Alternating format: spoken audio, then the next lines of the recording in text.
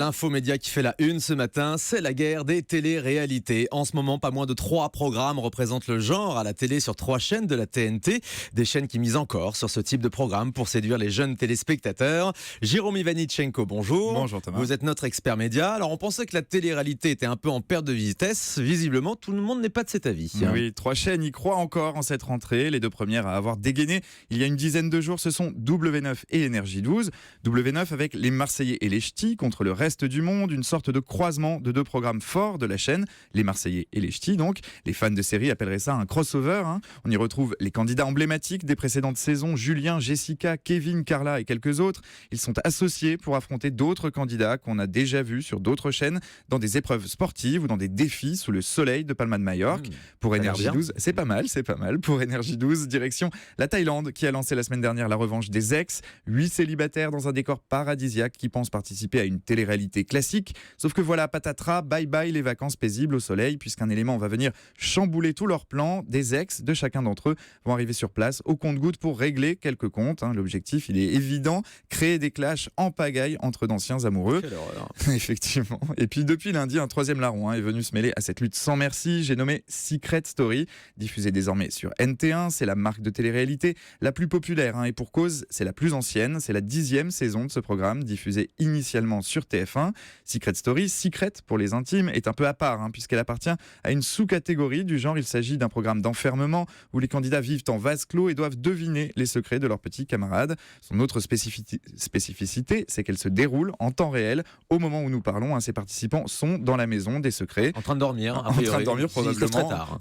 Contrairement aux Marseillais et aux Ch'tis de W9 et à la revanche des ex qui, eux, sont des programmes enregistrés ces derniers mois. Alors en audience, est-ce que le genre fonctionne encore ? Alors il est encore un peu tôt pour tirer des conclusions. Ça fait seulement 10 jours que W9 et Énergie 12 sont entrés dans la danse. Seulement 2 jours que NT1 a lancé la sienne. En revanche, on peut tout de même observer une première tendance. Et c'est W9 qui tire son épingle du jeu. La chaîne diffuse chaque jour 2 inédits des Marseillais. Sur sa première semaine de diffusion, le programme a attiré en moyenne 383 000 téléspectateurs pour le premier numéro et près de 600 000 pour le second, avec des parts d'audience de 3,5% sur l'ensemble du public. C'est supérieur d'1 point à la moyenne de la chaîne. Et c'est encore mieux quand on regarde la cible prioritaire, la cible jeune, les moins de 25 ans. Oui. Mercredi dernier, 20% de ce public a permis à W9 de se hisser à la première place, toutes chaînes confondues sur les 15-24 ans. Les Ch'tis et les Marseillais restent donc une valeur sûre pour la petite sœur d'M6. Elle a même battu hier soir son record avec 773 000 téléspectateurs pour le 2e numéro.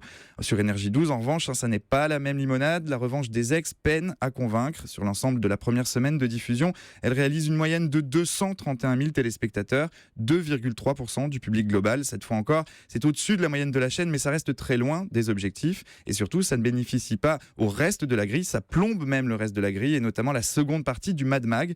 Résultat, Énergie 12 nous apprenait hier qu'elle déprogrammait son débrief pour diffuser un 2e numéro de son jeu, Sorry, je me marie. La rentrée semble déjà bien compliquée pour Énergie 12. En revanche, pour NT1, c'est encore plus difficile de tirer des conclusions. Secret Story a démarré vendredi dernier avec un prime événement sur TF1, mais les quotidiennes ne sont à l'antenne que depuis 3 jours. Lundi, elles ont réuni 688 000 téléspectateurs, 679 000 hier. C'est un début franchement encourageant pour Secret Story. Oui, effectivement, Secret Story déjà en hausse et leader là aussi sur les cibles jeunes des 15-24 ans. La télé-réalité n'est donc pas totalement morte. Mais oui, on disait le genre un peu moribond. On pensait que depuis 15 ans, depuis le lancement de Love Story, le public s'était lassé. Eh bien, on constate que ça n'est pas le cas. On constate aussi que les chaînes y croient encore, et surtout celle de la TNT. La rentrée télé n'est pas encore véritablement arrivée. C'est lundi prochain qu'on verra le retour à l'antenne d'émissions bien connues et l'arrivée de nombreuses nouveautés. Mais sur la TNT, cette bataille de l'audience, elle a d'ores et déjà commencé, et c'est sur le terrain de la télé-réalité qu'elle se joue. Merci pour ce décryptage, Jérôme Ivanichenko.